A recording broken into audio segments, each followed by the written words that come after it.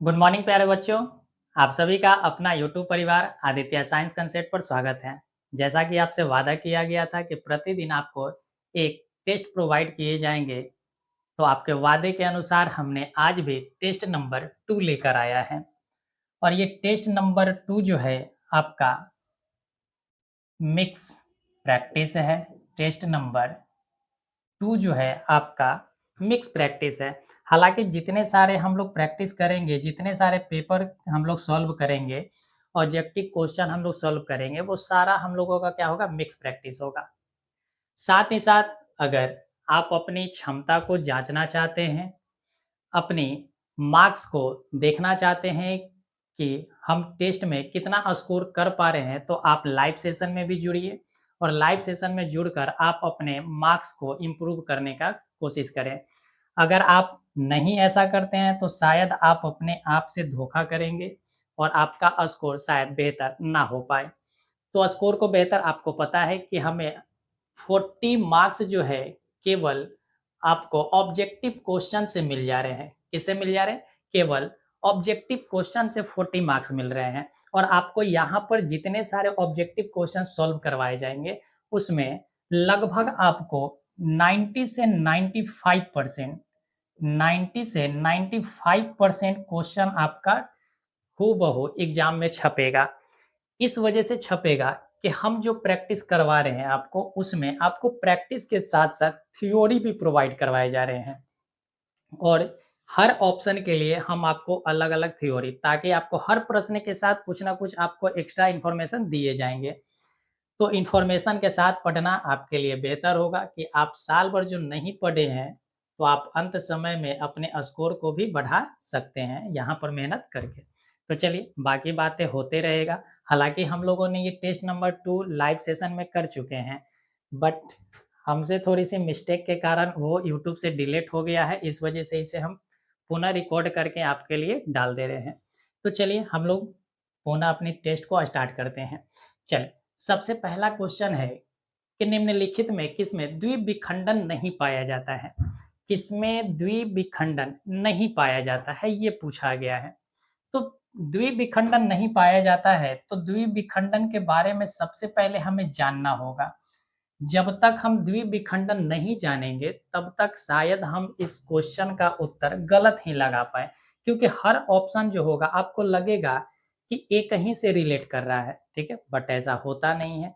तो चलिए सबसे पहले हम समझते हैं द्विविखंडन के बारे में। देखिए, द्विविखंडन की अगर बात करें तो ये आता है आपके प्रजनन टॉपिक से। प्रजनन यानी रिप्रोडक्टिव सिस्टम जो आपका चैप्टर है, उससे ये संबंधित है। अगर प्रजनन की बात करें तो प्रजनन 2 तरीका से होता है, यानी संतान की उत्पत्ति जो होता है वो 2 तरीका से होता है। एक तो होता है कि लैंगिक जनन होता है, एक लैंगिक जनन होते हैं और एक होता है अलैंगिक जनन।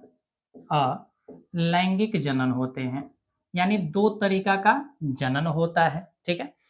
लैंगिक जनन क्या होता है? तो लैंगिक जनन में मेल गैमेट और साथ ही साथ फीमेल गैमेट, ये दोनों भाग लेते हैं। मेल गैमेट कहने का मतलब है कि नर युग्मक भाग लेगा और फीमेल गैमेट कहने का अर्थ है कि उसमें मादा युग्मक भाग लेगा। तो यहाँ पर नर युग्मक भी भाग ले रहा है, नर युग्मक भाग ले रहा है और साथ ही साथ मादा युग्मक भी भाग ले रहा है। तो जैसे ही नर युग्मक और मादा युग्मक की बात है, तो नर युग्मक कौन-सा है? तो आप कहेंगे शुक्राणु है और अगर बात करें मादा युग्मक का, तो ये क्या है? अंडाणु है। तो ये हमारा क्या है? ये दोनों का दोनों भाग लेता है लैंगिक क्रियाओं में और जब यही दोनों भाग लेते हैं, तो दोनों फर्टिलाइज़ होकर जाइगोट का निर्माण करता है और जाइगोट कहने का मतलब है कि युग्मनज का निर्माण करता है और यही युग्मनज जो है हमारा क्या बन जाता है? भ्रूण बन जाता है। यही युग्मनज क्या कहलाता है? भ्रूण कहला लेता है। इसी तरीक़ा से अलैंगिक क्रियाएँ होती हैं। अलैंगिक क्रियाएँ से भी जीवों का उत्पत्ति होता है। अब ये अलैंगिक क्रियाएँ होता क्या है? इसमें युग्मक अनुपस्थित होते हैं। युग्मक जो होता है, इसमें क्या होता है? अनुपस्थित होता है। अनुपस्थित होता है।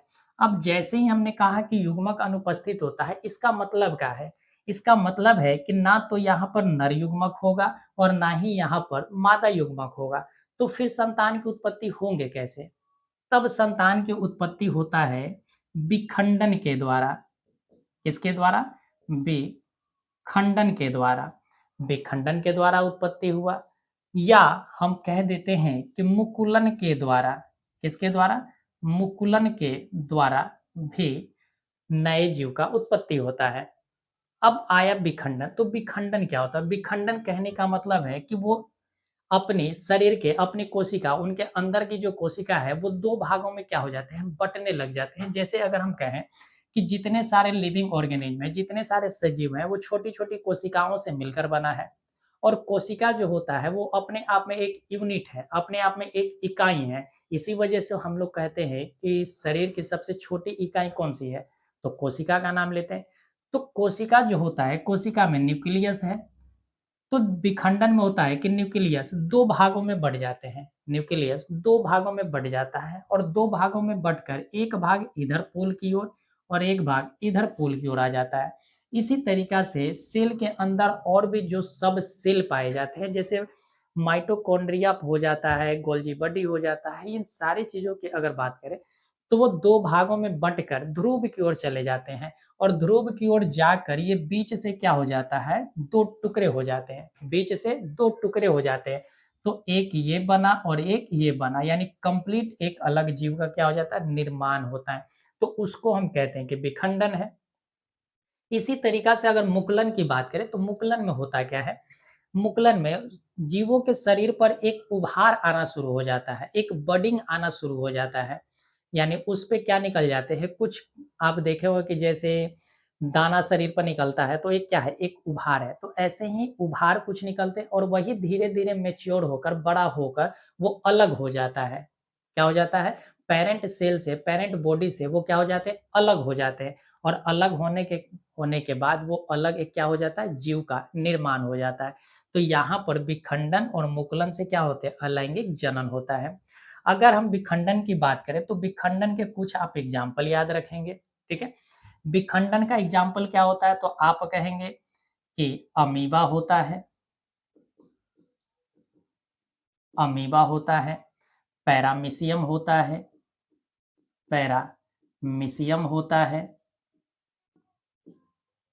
यूग्लिना होता है। ये सारा का सारा कैसा है? तो आप कहेंगे कि विखंडन है। लेकिन हमसे पूछा गया है कि द्विविखंडन नहीं पाया जाता है, तो मुकुलन के भी कुछ एग्ज़ाम्पल रख लीजिए। मुकुलन का एग्ज़ाम्पल रखिए क्या? तो मुकुलन का एग्ज़ाम्पल होता है ईस्ट। मुकुलन का एग्ज़ाम्पल होता है क्या? ईस्ट, ईस्ट, ठीक है? ये किसका एग्ज़ाम्पल है? मुकुलन का एग्ज़ाम्पल है। ईस्ट के अलावा एक और आप एग्ज़ाम्पल याद रख सकते हैं, हाइड्रा। हाइड्रा जो होता है, इसको भी आप याद रख सकते हैं। तो यहाँ से जो हमारा प्रश्न था कि द्विविखंडन नहीं पाया जाता, और किसमें नहीं पाया जाएगा? तो ईस्ट में नहीं पाया जाएगा, क्योंकि ईस्ट में कौन-सा भी होता है लैंगिक जनन, अलैंगिक क्रियाएँ, तो मुकुलन वाली क्रियाएँ होती है। बाकी ये तीनों का तीनों आपको हमने दिखाया, ये तीनों का तीनों क्या है? आपके विखंडन का एग्ज़ाम्पल है। नेक्स्ट क्वेश्चन बढ़ते हैं। नेक्स्ट क्वेश्चन है हमारा, परागकण निम्न में से किसके अंदर बनते हैं? परागकण निम्न में से किसके अंदर बनते हैं? सबसे पहला को ऑप्शन है अंडाशय में, सेकंड है वर्तिका में, थर्ड है पतिया में, फोर्थ है आपका परागकोश में। तो कहाँ पर परागकण बनते हैं? देखिए, हालाँकि आपको उत्तर पता होगा कि परागकण कहाँ बनते हैं, ठीक है? फिर भी हम आपको कुछ इन्फॉर्मेशन देते हैं। देखिए, अगर हम फूल की बात करें, तो फूल में भी 2 हिस्सा होते हैं, फूल में भी 2 हिस्सा होता है। एक होता है नर वाला हिस्सा और एक होता है आपका मादा का हिस्सा, ठीक है? एक मेल भाग होता है और एक फीमेल भाग होता है। नर वाला अगर हिस्सा की बात करें, तो इसको हम लोग पुमंग के नाम से जानते हैं। किस नाम से जानते हैं? पुमंग के नाम से जानते हैं, या इसी को हम लोग पुंकेसर भी कह देते हैं। क्या कहते हैं? पुंकेसर के नाम से भी जानते हैं, ठीक है? इसी तरीक़ा से अगर हम बात करें मादा को, तो मादा को हम लोग जयांग के नाम से जानते हैं। मादा वाला हिस्सा को किससे हम कहते हैं? जयांग के नाम से, या इसी जयांग को हम लोग स्त्री केसर के नाम से भी जानते हैं। स्त्री केसर के नाम से भी जाना जाता है। या तो आप जयांग कहिए या तो स्त्री केसर कहिए। अब क्या है, नर वाला जो हिस्सा है, नर वाले हिस्सा के भी 3 हिस्से होते हैं। कितने हिस्से होते हैं? 3 हिस्से होते हैं। एक हिस्सा को हम लोग बोलते हैं फिलामेंट। क्या बोलते हैं? फिलामेंट बोलते हैं। और इसी फिलामेंट को हम लोग तंतु भी कह देते हैं। क्या कहते हैं? तंतु कह देते हैं। यही नर वाले हिस्सा में एक होता है पराग कोश। पराग कोश होता है। कोश का मतलब होता है थैला। कोश का मतलब क्या होता है? एक थैला। ठीक है। इसी तरीका से होता है पराग कण। पराग कण होते हैं। तो ये नर के 3 हिस्सा हो गए। इसी प्रकार से मादा वाले भी जो हिस्सा होते हैं उसके भी 3 भाग होते हैं। कितने भाग? 3 भाग। एक भाग कहलाता है वर्तिका, एक भाग कहलाता है वर्तिका, एक भाग कहलाता है वर्तिकाग्र, वर्तिकाग्र कहलाता है। और एक हिस्सा कहलाता है आपका अंडाशय। क्या कहलाता है? अंडाशय कहलाता है। तो ये 3 हिस्सा मादा का हुआ और ये 3 हिस्सा आपका तो कहेंगे नर का हुआ। यही तीनों मिलकर कहलाता क्या है? तो आप कहेंगे पुमंग। और ये तीनों मिलकर जब ये तीनों मिल जाते हैं तो इसको हम कहते हैं कि जयांग है। इस क्या है? जयांग है। अब यहाँ पर अगर हम एक रफ फिगर बनाएं तो यहाँ पर देखिए इस तरीका से आपका एक ये ये जो बना हुआ है इसको हम कहते हैं कि मादा वाला हिस्सा है। कौन सा है? फीमेल पार्ट है। फीमेल पार्ट में ये सबसे ऊपर वाला जो होता है इसको हम कहते हैं वर्तिका। इसको क्या कहते हैं? वर्तिका के नाम से जानते हैं। आपको यहाँ पर जो पतली सी दिखाई दे रही है, यहाँ पर जो आपको पतली सी दिखाई दे रही है इसको हम कहते हैं वर्तिकाग्र। इसको क्या कहते हैं? वर्तिकाग्र कहते हैं। और ये आपको जो यहाँ पर उभरा हुआ जो हिस्सा दिखाई दे रहा है इसको हम नाम देते हैं अंडाशय। इसको क्या नाम देते हैं? अंडाशय के नाम से इसे जाना जाता है। अगर हम मेल वाले भाग की बात करें तो मेल वाला भाग इस तरीका से आपने देखा होगा कि मेल वाला भाग इस तरीका से आपने देखा होगा।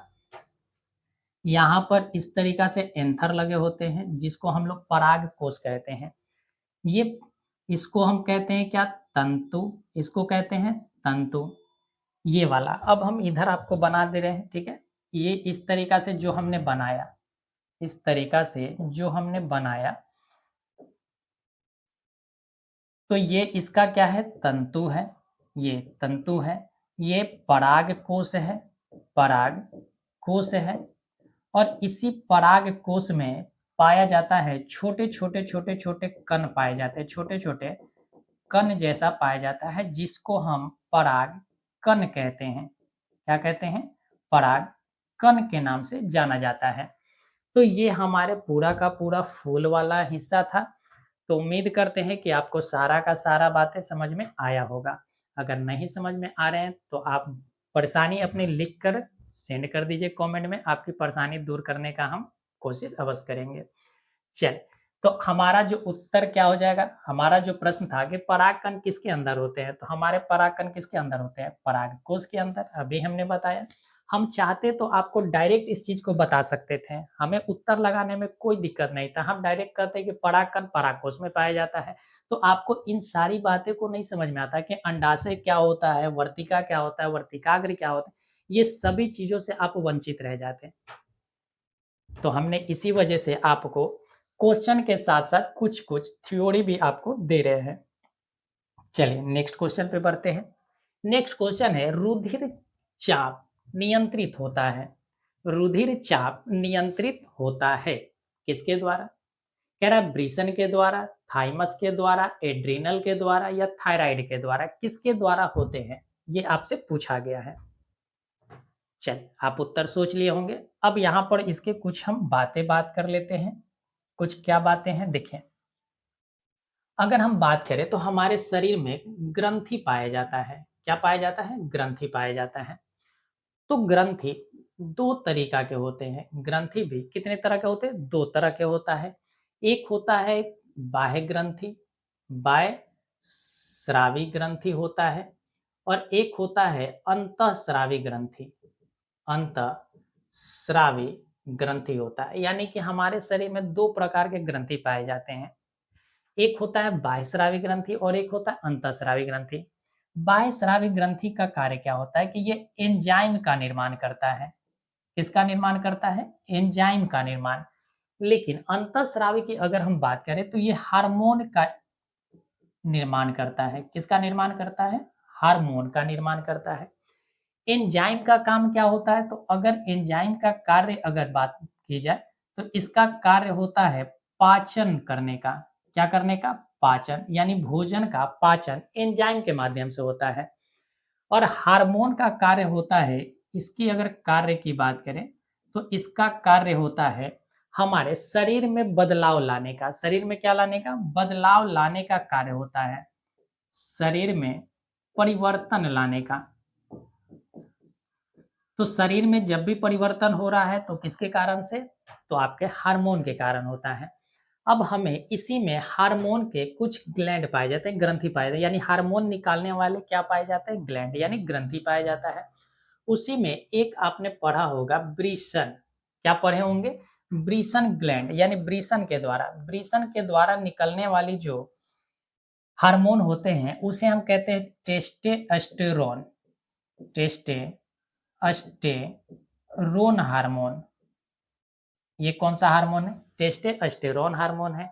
इसी को हम लोग सेक्स हार्मोन के भी नाम से जानते हैं। किस नाम से जानते हैं? सेक्स हार्मोन के नाम से जानते हैं।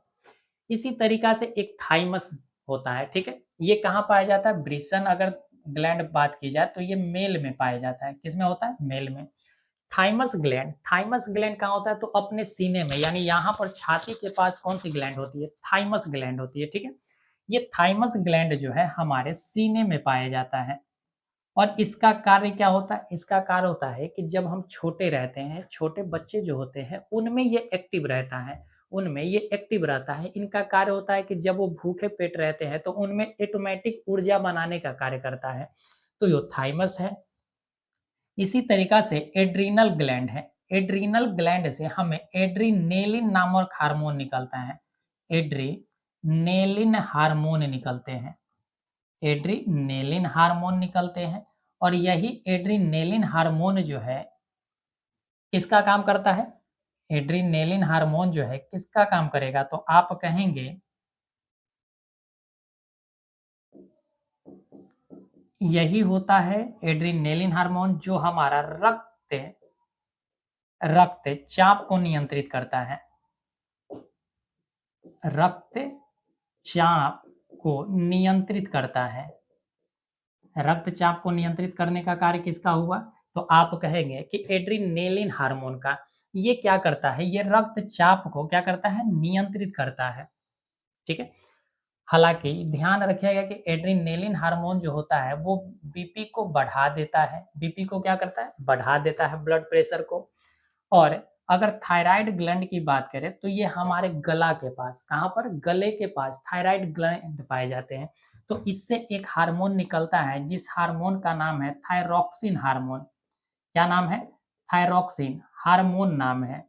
और ये थायरॉक्सिन हार्मोन जो होता है ये बीपी को कम करने का काम करता है। क्या करने का काम करता है? बीपी को कम करने का काम करता है। तो ये थायराइड ग्लैंड से थायरॉक्सिन हार्मोन निकलता है। एड्रिनल से एड्रीनेलिन हार्मोन निकलते हैं। थाइमस से आपको कुछ नहीं याद रखना है। ब्रिशन से टेस्टोस्टेरोन हार्मोन निकलता है। तो आपसे पूछा गया कि रुधिर चाप नियंत्रित होता है किसके द्वारा? तो आप क्या बोलेंगे? एड्रिनल के द्वारा। ये कहाँ पाया जाता है? तो ये भी ध्यान रखिएगा कि ये अधिवृक्क के पास पाया जाता है। अधिवृक्क क्यों कहते हैं? अधिवृक्क इस वजह से कहते हैं क्योंकि वृक्क के ये आधे वाले हिस्सा में, यानी ऊपर पाया जाता है, इस वजह से। चल, तो यहाँ से आपको सारी बातें समझ में आ गए होंगे। नेक्स्ट क्वेश्चन पे बढ़ते हैं। नेक्स्ट क्वेश्चन है कौन सी बीमारी श्वसन तंत्र से संबंधित है? कौन सी बीमारी श्वसन तंत्र से संबंधित है, यानी किस बीमारी का संबंध श्वसन तंत्र से है? तो अब हम लोग समझते हैं श्वसन तंत्र। आप ऑप्शन समझ गए होंगे, मधुमेह है, मलेरिया है, निमोनिया है या डायरिया है। आप उत्तर अवश्य सोच लिए होंगे। चल, अगर श्वसन की बात करें तो श्वसन हमारा मुख्य अंग कौन सा है? श्वसन का मुख्य अंग जो है, श्वसन तंत्र का मुख्य अंग फेफड़ा होता है। क्या होता है? फेफड़ा होता है। तो आप थोड़ा-सा समझिए कि ये हमारा इस तरीका से हमारा बटा होता है। इस तरीका से ये हमारा बटा हुआ है, फेफड़ा। चल समझते हैं। बाकी आपको लग रहा हो चमगादड़ बना हुआ है, कोई दिक्कत नहीं है। यहाँ पर देखिए, अगर हम बात करें तो इसको हम लोग कहते हैं नसा छिद्र है। ये क्या है? नसा छिद्र। नसा छिद्र, नसा कपाट, लेरिंग्स, फेरिंग्स सारी चीज़ हमने बताया है। यहाँ पर आएँगे तो यहाँ पर आप इस तरीका से कुछ आकृति देखते होंगे और इसी आकृति में कुछ आपने देखा होगा कि इस तरीका से गुच्छेदार बना होता है। क्या बना होता है? गुच्छेदार बना होता है। होता क्या है कि इसको हम लोग बोलते हैं एल्वियली, एल्वियोली। इसको हम लोग बोलते हैं ब्रोंकियोलिस, ब्रोंकियोलिस। और इसे बोलते हैं ब्रोंकियाई। इसको क्या बोलते हैं? ब्रोंकियाई। ये 3 बातें आप ध्यान में रखेंगे। होता क्या है कि जब कोरोना काल में देखिए, ब्लड कहाँ होता है? ब्लड जो होता है वो पहुँचता है यहाँ पर एल्वियली के पास, ऑक्सीजन को उठाता है, ऑक्सीजन क्या करता है? लेता है और CO2 को छोड़ देता है। CO2 को क्या करता है? छोड़ देता है यहाँ पर। और कोरोना काल में अगर बात की जाए तो कोरोना काल के दरमियान यही एल्वियली के पास कोरोना क्या कर रहा था? पूरी तरीक़ा से अपना घर बनाकर बैठा हुआ था। तो इसी वजह से ये दिक्कत हो रहे थे।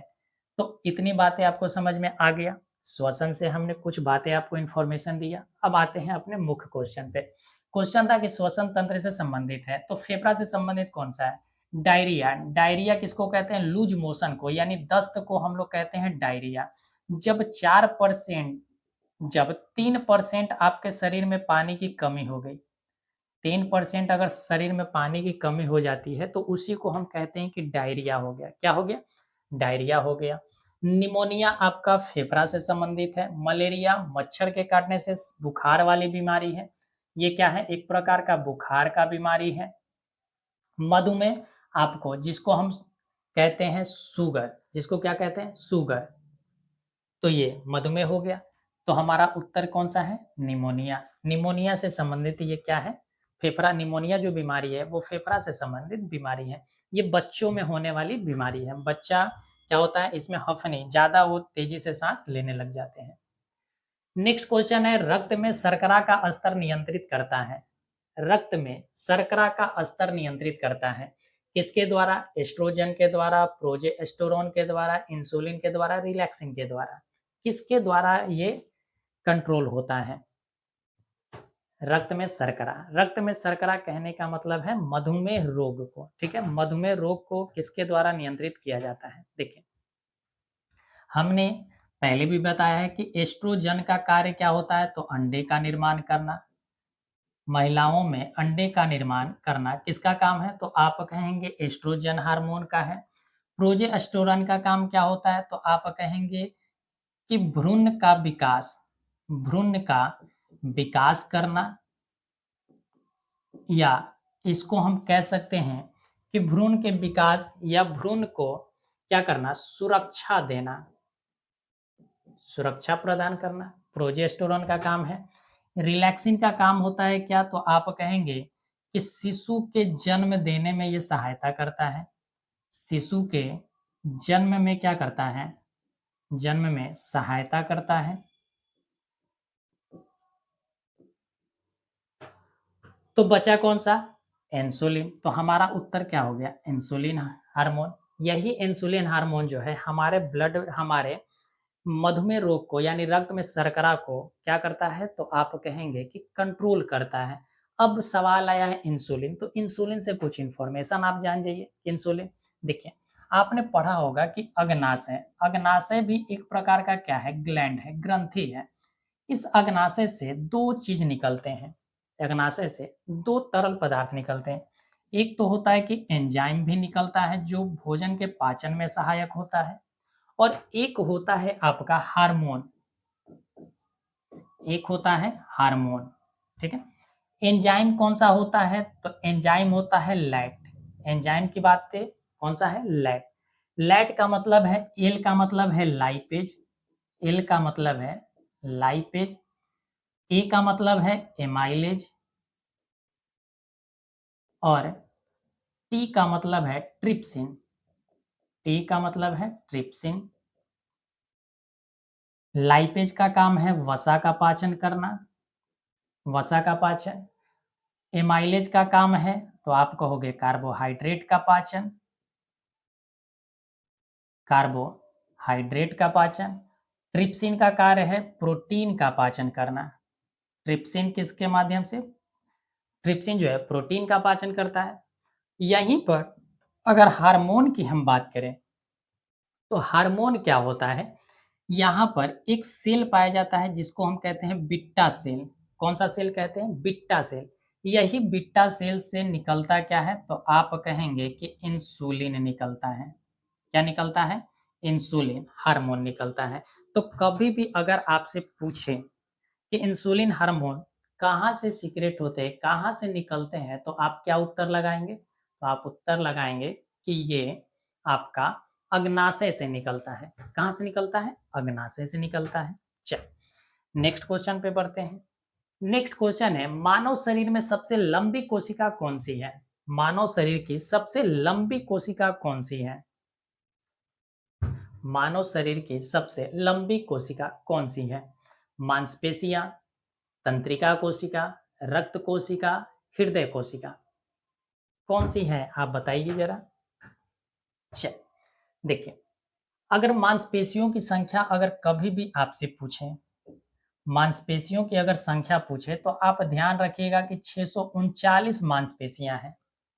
मांसपेशियों की संख्या कितनी है, 639। जैसे सबसे मोटी होती है ग्लूटिमस होती है, ठीक है। तो इस तरीका से कभी मांसपेशियों से संबंधित आएगा प्रश्न तो आपको बता दिए जाएंगे। तंत्रिका कोशिका ये कहाँ पाया जाता है, तो ब्रेन में। किसमें पाया जाता है, ब्रेन में। ये नर्वस सिस्टम का हिस्सा है। ये किसका है, नर्वस सिस्टम का हिस्सा है, यानी तंत्रिका तंत्र का हिस्सा है। रक्त कोशिका 3 प्रकार के होते हैं। यही रक्त कोशिका में आपका आरबीसी होता है, डब्ल्यूबीसी होता है, और प्लेटलेट्स होता है, प्लेटलेट्स होता है। आरबीसी, आरबीसी को हम कहते हैं लाल रक्त कोशिका, लाल रक्त कोशिका। इसी को हम लोग एरिथ्रोसाइट के भी नाम से जानते हैं। डब्ल्यूबीसी को हम लोग कहते हैं श्वेत रक्त कोशिका, श्वेत रक्त कोशिका। और प्लेटलेट्स की बात करें, तो प्लेटलेट्स को हम लोग बिंबाणु के नाम से भी जानते हैं। किस नाम से जानते हैं, बिंबाणु के नाम से जानते हैं। इसके और भी आगे हम इंफॉर्मेशन दे देंगे जब इससे संबंधित प्रश्न आएगा तो। हृदय कोशिका कुछ भी नहीं जानना, तो आपसे पूछा है कि मानव शरीर की सबसे लंबी कोशिका कौन सी होती है, तो सबसे लंबी कोशिका होती है तंत्रिका कोशिका। सबसे लंबी कोशिका होती है तंत्रिका कोशिका। चल नेक्स्ट क्वेश्चन पे बढ़ते हैं। नेक्स्ट क्वेश्चन है, मुख्य गुहा में आहार का कौन सा भाग, आहार का कौन सा भाग का पाचन होता है। यानी कि हमारे मुख्य गुहा, गुहा का मतलब होता है खाली जगह। गुहा का मतलब क्या होता है, खाली जगह। पेट आपका क्या है, खाली जगह है। इसी वजह से उसे हम उदर गुहा कहते हैं। क्या बोलते हैं, उदर गुहा बोलते हैं। तो मुख भी हम लोग का क्या है, खाली है। मुख क्या है, खाली है। मुख खाली है तो हम इसको कहते हैं क्या, मुख गुहा। तो मुख्य गुहा में आहार का कौन सा भाग पचता है, ठीक है। कहा है कि कार्बोहाइड्रेट पचते हैं, प्रोटीन पचते हैं, वसा पचता है, या न्यूक्लिक अम्ल पचता है। कौन सा पचता है, देखिए प्रोटीन का पाचन, प्रोटीन का पाचन 3 स्तर में होता है। वसा का पाचन आप जाकर जब लीवर पढ़ोगे वहां पर ये वसा का पाचन करने के लिए होता है। न्यूक्लिक अम्ल, तो यहाँ उत्तर है आपका क्या, कार्बोहाइड्रेट। यानी कार्बोहाइड्रेट का जो पाचन होता है वो कहाँ से शुरू हो जाता है? तो आप कहेंगे कि मुख्य गुहा से ही पाचन होता है। और किसकी सहायता से होता है? तो कार्बोहाइड्रेट का पाचन हमारा एक लार में पाया जाता है टाइलिन एंजाइम। कौन सा? टाइलिन एंजाइम पाया जाता है और यही टाइलिन एंजाइम के माध्यम से हमारा कार्बोहाइड्रेट का पाचन होना स्टार्ट हो जाता है। तो ये संबंधित कुछ प्रश्न थे, आपको समझ में आया होगा। नेक्स्ट क्वेश्चन है, खड़िया का रासायनिक सूत्र है। खड़िया का रासायनिक सूत्र है MgCO3, Na2CO3, CaCO3, MgHCO3 का होल ट्वाइस है। देखिए NaCO3 जिसको हम लोग धावन सोडा के नाम से जानते हैं, धावन सोडा के नाम से जानते हैं। इसी तरीका से अगर कहा जाए कैल्शियम कार्बोनेट तो इसको हम लोग खड़िया के नाम से जानते हैं। किस नाम से जानते हैं? खड़िया के नाम से जानते हैं। और हमसे पूछा ही गया है खड़िया का रासायनिक सूत्र, तो उत्तर क्या हो जाएगा? CaCO3। CaCO3 हमारा किसका सूत्र है? तो खड़िया का सूत्र है। नेक्स्ट क्वेश्चन पे बढ़ते हैं। नेक्स्ट क्वेश्चन है, निम्न में से कौन सी धातु सर्वाधिक तन्य है? यानी सर्वाधिक तन्य धातु हमें चाहिए, यानी एक ऐसा तत्व है जिसको हम खींचकर, यानी वह कौन सा तत्व है जिसको खींचकर बहुत लंबा हम कर सकते हैं। तन्य का मतलब क्या है? जिसको बहुत ज्यादा खींचा जा सकता है, तो वो तन्य है। तो यहाँ पर कौन सा उत्तर होगा? सोना, तांबा, लोहा, जस्ता। तो इसका आंसर क्या है? सोना। अगर 1 ग्राम आप सोना लेते हैं तो उससे हम 1 किलोमीटर लंबी तार बना सकते हैं। 1 ग्राम सोने से कितने मीटर लंबी तार बना सकते हैं? तो आप कहेंगे 1000 मीटर या 1 किलोमीटर लंबी तार हम बना सकते हैं। चल नेक्स्ट क्वेश्चन पे बढ़ते हैं। नेक्स्ट क्वेश्चन है, पेंटेन जिसका अनुसूत्र C5H12 है, कितने संरचनात्मक समावयवी संबंध हैं? यानी इसका पूछा गया है समावयवी की संख्या कि कितने समावयवी हैं। अब सबसे पहले तो आपको जानना होगा कि समावयवी होता क्या है। नहीं पता है तो आप लगाएंगे तुक्का, 2 3 4 5 आप इसमें से तुक्का लगा सकते हैं।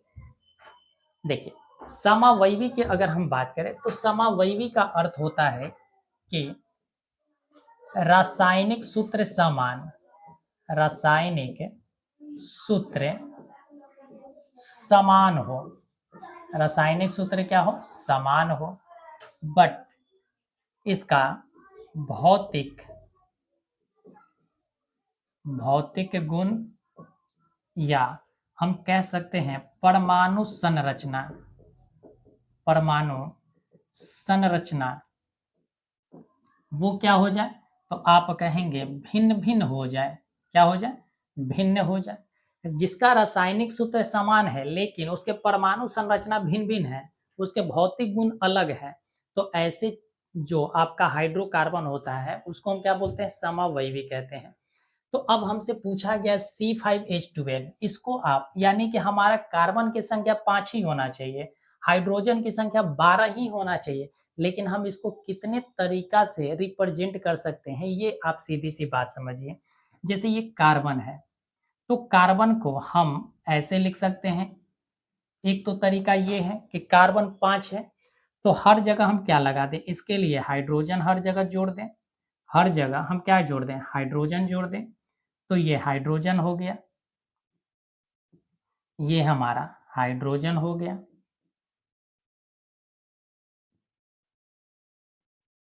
तो ये सारा का सारा क्या हो गया? हाइड्रोजन हो गया। तो ये हमारा एक समावयवी कहलाया। इसी तरीका से अगर हम कहें तो और कैसे हम लिख सकते हैं इसको?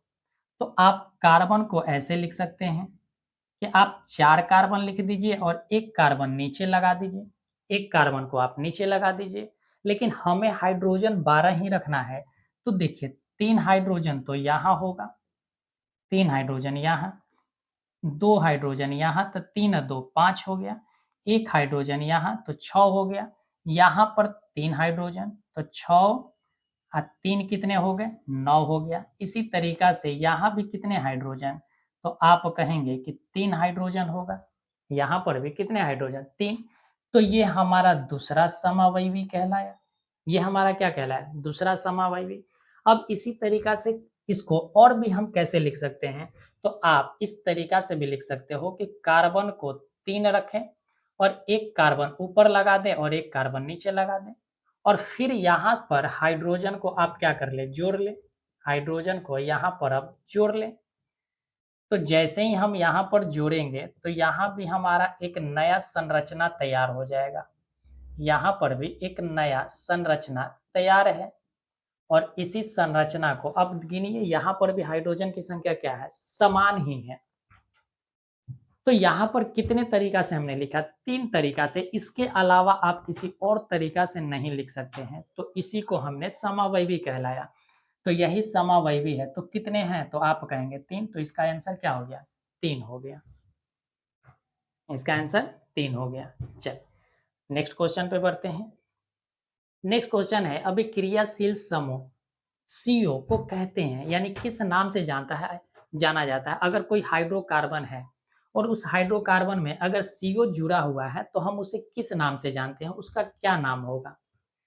पहला है एल्डिहाइड के नाम से जाना जाएगा, सेकंड है ईथर के नाम से, थर्ड है एल्कोहल के नाम से और फोर्थ है आपका कार्बोनिल समूह के नाम से। किस नाम से जानेंगे, तो देखिए आपको समूह पता होना चाहिए। अगर एल्डिहाइड का अगर समूह आपको पता करना है तो हमेशा ध्यान रखिएगा कि इस तरीका से अगर लिखा हुआ CHO अगर लिखा हुआ है तो वो एल्डिहाइड समूह है। अगर इथर आया है तो अगर O और दोनों तरफ आपको समान, यानी कि R, यहाँ भी R है यहाँ भी R है, यानी R R कहने का मतलब है कि यहाँ ethane ethane methane methane propane propane ऐसे कुछ होंगे, तो इसको हम इथर कहते हैं। एल्कोहल समूह आपको OH लगा रहेगा अंत में, जैसे C2H5OH, ये क्या है, एथेनॉल है। ये क्या है, एथेनॉल है, जिसको हम शराब कहते हैं। तो ये हमारा एल्कोहल समूह हुआ। इसी तरीका से अगर कार्बोनिल की बात करें तो कार्बोनिल समूह में होता क्या है, तो इसको हम लोग CO के नाम से जानते हैं। इसी को CO या इसी को हम कीटोन भी कहते हैं। किस नाम से जाना जाता है, कीटोन समूह के नाम से भी जाना जाता है। तो हमसे पूछा गया था कि इसको हम क्या कहते हैं, तो कार्बोनिल समूह कहते हैं। बातें स्पष्ट है, बोलिए, बातें स्पष्ट है। चल नेक्स्ट क्वेश्चन पे बढ़ते हैं। तो नेक्स्ट क्वेश्चन है, कोई धातु ऑक्सीजन के साथ अभिक्रिया करके, किसके साथ अभिक्रिया करना है, ऑक्सीजन के साथ अभिक्रिया करना है, कर उच्च गलनांक वाला यौगिक बनाता है। उच्च गलनांक वाला यौगिक बनाता है। यह यौगिक जल में विलेय है। सबसे पहला तो पॉइंट ये है कि ये जल में भी विलेय है। जल में क्या है, विलेय है। तो कह रहा वह तत्व निम्नलिखित में से कौन सा हो सकता है, यानी इन 4 ऑप्शन में से वह कौन सा तत्व है जो ऑक्सीजन के साथ रिएक्शन करे, और ऑक्सीजन के साथ रिएक्शन करेगा तो उच्च गलनांक वाला यौगिक बना लेता है और ये आपका जल में घुलनशील होता है। जल में घुलनशील होते हैं। तो वो कौन सा है, सिलिकॉन है, कार्बन है, कैल्शियम है या लोहा है, कौन सा है आपसे पूछा गया है। चल तो आप ध्यान रखिएगा कि इसका आंसर क्या होगा, कैल्शियम। ये कैल्शियम एक धातु है जो ऑक्सीजन के साथ अभिक्रिया करता है और उच्च गलनांक वाला यौगिक बना लेता है और ये जल में विलय भी होता है। नेक्स्ट क्वेश्चन बढ़ते हैं। नेक्स्ट क्वेश्चन है, मालाचाइट किस धातु का अयस्क है। मालाचाइट किस धातु का अयस्क है। चल देखिए, अगर हम यहाँ ऑप्शन है मैग्नीशियम है, कॉपर है, फेरस है और आपका गोल्ड है।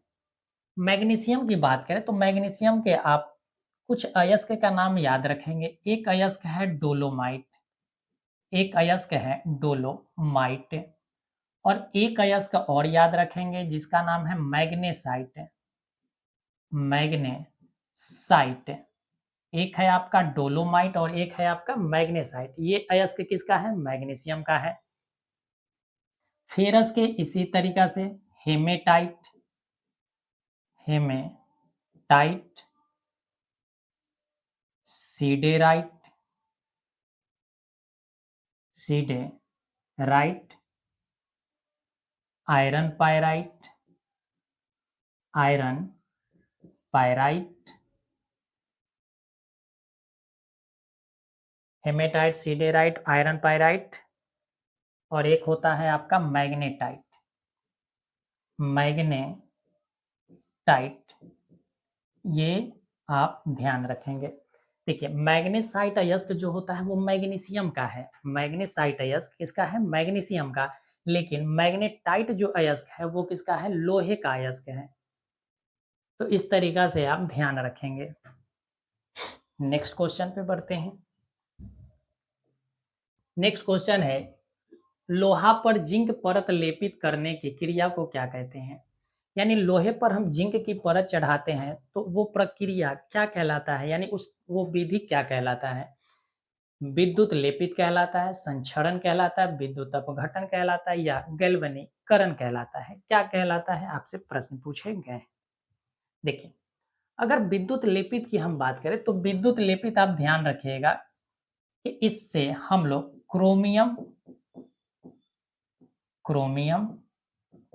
निकेल और कोबाल्ट धातु को, जब इन तीनों धातु को हम लोग लोहे पर लेपित करते हैं तो हम विद्युत लेपन का प्रयोग करते हैं। किसका प्रयोग करते हैं? विद्युत लेपन का प्रयोग करते हैं। कभी भी क्वेश्चन पूछा जाए कि विद्युत लेपन में हम लोग लोहे पर किस धातु की परत चढ़ाते हैं, तो क्रोमियम या तो निकेल होगा या तो कोबाल्ट होगा। संक्षरण, संक्षरण का क्या अर्थ होता है? संक्षरण का अर्थ होता है कि जो ऑक्सीजन के संपर्क में आकर खराब हो जाए, ऑक्सीजन के संपर्क में आकर क्या हो जाए? खराब हो जाए, तो ऐसी क्रियाएं कहलाती है संक्षरण। विद्युत अपघटन, विद्युत अपघटन क्या होता है कि जब हम किसी यौगिक में विद्युत प्रवाहित करते हैं तो वो आयन में टूटकर अलग हो जाते हैं। आयन में टूटकर अलग हो जाते हैं। जैसे हम लोग जल में अगर गुजारे विद्युत तो ये H प्लस में टूटेगा, O माइनस आयन में टूट जाएगा, और इस तरीका से क्या हो जाएगा? हमारा अलग अलग हो जाएगा, आयन में बदल जाएगा परमाणु। तो ऐसी क्रिया विद्युत अपघटन कहलाता है। गैल्वनीकरण, गैल्वनीकरण में ही क्या होता है? लोहे पर जिंक की परत चढ़ाई जाती है। तो ये प्रक्रिया क्या है? गैल्वनीकरण है। नेक्स्ट क्वेश्चन पे बढ़ते हैं। नेक्स्ट क्वेश्चन है, सिरका में निम्न में से कौन सा अम्ल पाया जाता है? यानी सिरका में कौन सा अम्ल पाए जाते हैं, ये प्रश्न पूछा गया है। ऑप्शन है आपका एसिटिक एसिड, गंधकाम्ल एसिड, फॉर्मिक एसिड, और आपका हाइड्रोक्लोरिक एसिड। Hydrochloric acid. चल देखिए अगर एसिटिक एसिड की बात करें जाए तो ये आपका सिरका में ही पाया जाता है। किस में पाया जाता है? सिरका में पाया जाता है।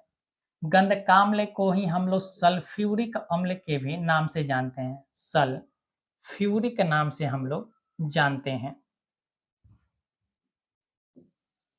सल्फ्यूरिक अम्ल के नाम से जानते हैं, और यही सल्फ्यूरिक अम्ल का यूज हम लोग बैटरी में करते हैं। यानी गाड़ी वगैरह का जो बैटरी होता है, इन्वर्टर का जो बैटरी होता है, उसमें हम किस अम्ल का प्रयोग करते हैं? सल्फ्यूरिक अम्ल का। फार्मिक अम्ल क्या होता है?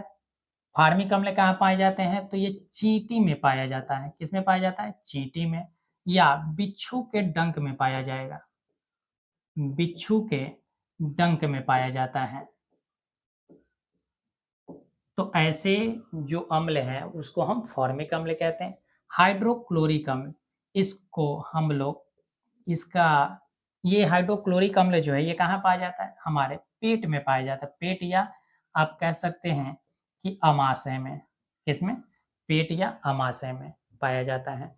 तो हमसे पूछा गया था कि सिरका किस में पाया जाता, सिरका में क्या पाया जाता है? तो एसिटिक अम्ल पाया जाता है।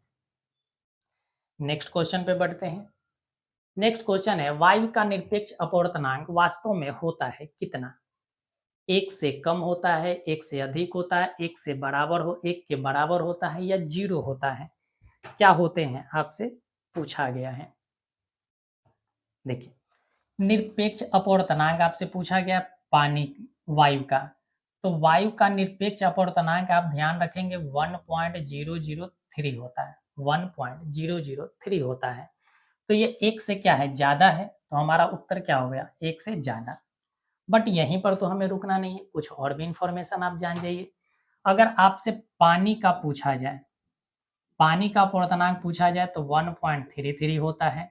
अगर आपसे बर्फ का पूछा जाए तो बर्फ का आप ध्यान रखिएगा 1.31 होता है। इसी तरीका से एल्कोहल का पूछा जाता है, एल्कोहल, और इसी तरीका से पूछा जाता है किरोसिन तेल का।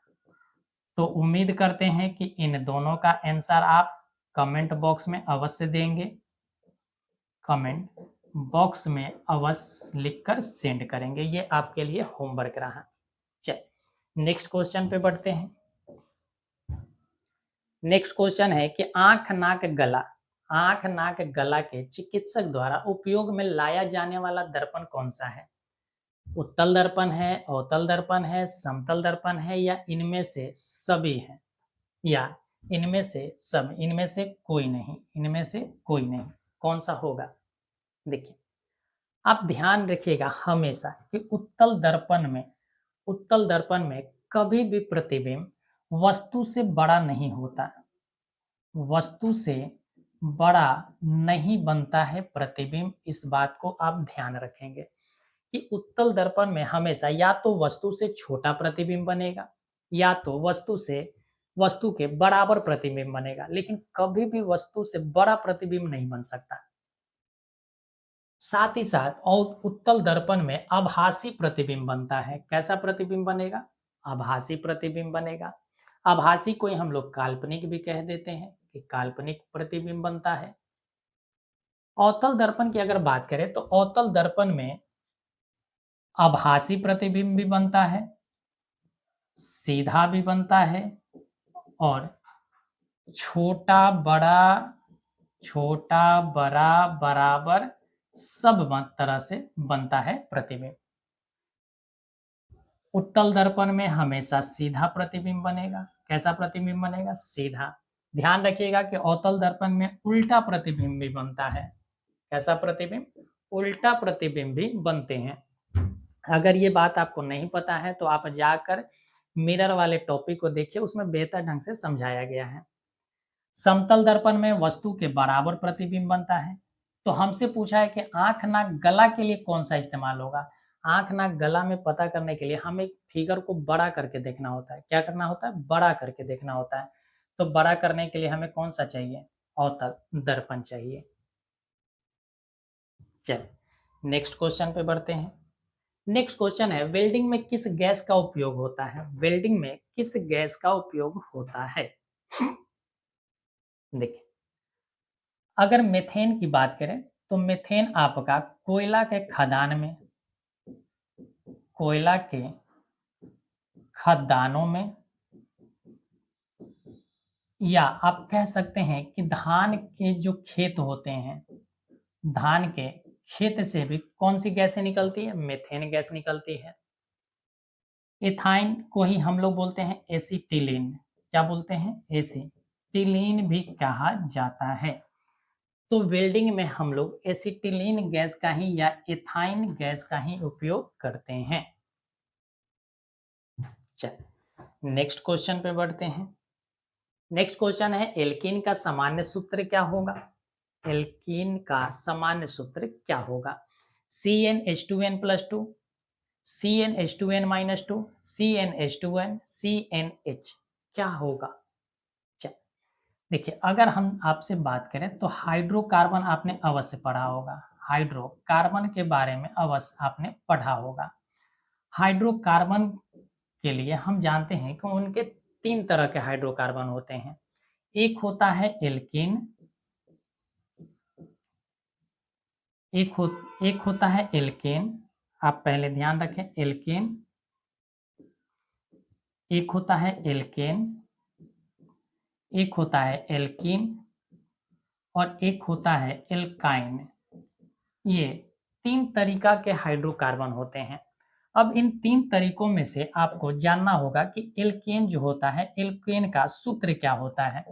तो एल्केन का सूत्र होता है CnH2n+2 होता है। एल्कीन की अगर बात किया जाए तो CnH2n होता है, और एल्काइन की अगर बात की जाए तो CnH2n-2 होता है, CnH2n-2 होता है। एल्केन में सिंगल बॉन्ड पाया जाता है। सिंगल बॉन्ड कहने का मतलब आपको बताया कि हाइड्रोकार्बन कैसा होता है, ससंयोजक बंधन होता है, ससंयोजक बंधन होता है। इसमें कौन सा बंधन पाया जाता है, ससंयोजक बंधन पाए जाते हैं। तो सिंगल बॉन्ड यानी एक डंडा कहाँ पर है, तो एल्केन वाला में, एल्कीन वाले में डबल बॉन्ड होता है, इसमें क्या होगा, डबल ऐसे दिखाई देगा, और एल्काइन वाला में ट्रिपल बॉन्ड होता है, कैसा होता है, ट्रिपल बॉन्ड, और ट्रिपल है तो इसमें 1 2 3 इस तरीका का बॉन्ड आपको दिखाई पड़ेगा। सिंगल बॉन्ड यानी एक इलेक्ट्रॉन का साझेदारी, डबल बॉन्ड 2 इलेक्ट्रॉन की साझेदारी, और ट्रिपल बॉन्ड यानी 3 इलेक्ट्रॉन की साझेदारी होती है। तो हमसे पूछा गया था एल्कीन का सामान्य सूत्र, एल्कीन का सामान्य सूत्र होता है CnH2n, CnH2n। नेक्स्ट क्वेश्चन पे बढ़ते हैं। नेक्स्ट क्वेश्चन है, निम्न में से कौन सा स्वच्छ ऊर्जा का स्रोत है। स्वच्छ ऊर्जा कहने का अर्थ होता है कि जिससे प्रदूषण नहीं होता है, जिससे हमारे वायुमंडल प्रदूषित नहीं होते हैं। तो ऐसा कौन सा ऊर्जा है जो स्वच्छ ऊर्जा के श्रेणी में आएगा। पहला है कोयला, लकड़ी, प्राकृतिक गैस, पहला कोयला, दूसरा लकड़ी, तीसरा प्राकृतिक गैस, और चौथा है इनमें से कोई नहीं।